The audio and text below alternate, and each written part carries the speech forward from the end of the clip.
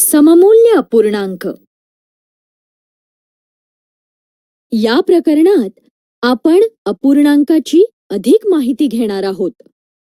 तसेच सममूल्य अपूर्णांकाचा विशेष अभ्यास करणार आहोत. सममूल्य अपूर्णांक. उजळणी. सममूल्य अपूर्णांकांबद्दल शिकण्यापूर्वी चौथ्या इयत्तेत आपण जे अपूर्णांकांबद्दल शिकलो त्याची थोडक्यात उजळणी करू.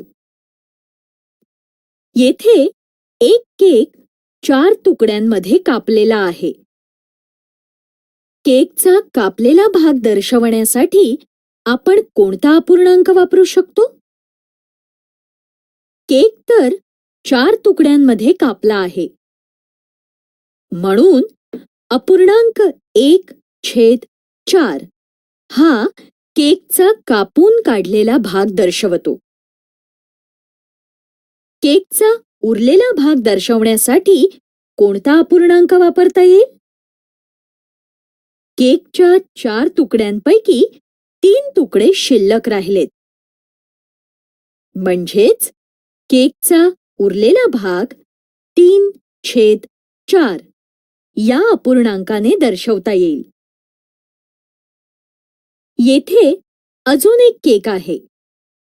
या केकसाठी केकचा कापलेला भाग कोणत्या अपूर्णांकाने दर्शवता येईल?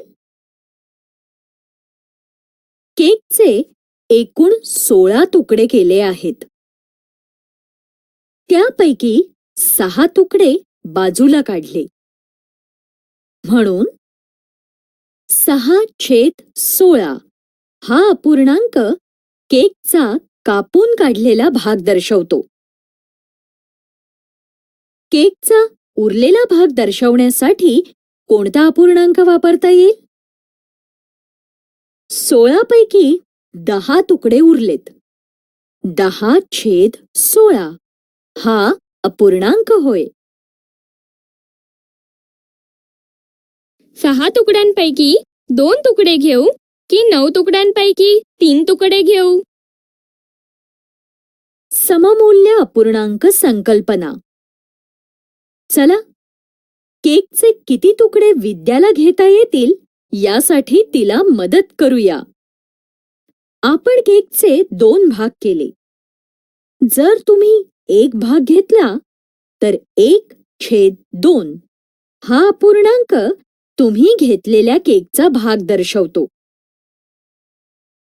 चला, आपण हा केक 2 भागांऐवजी 4 भागांमध्ये कापू.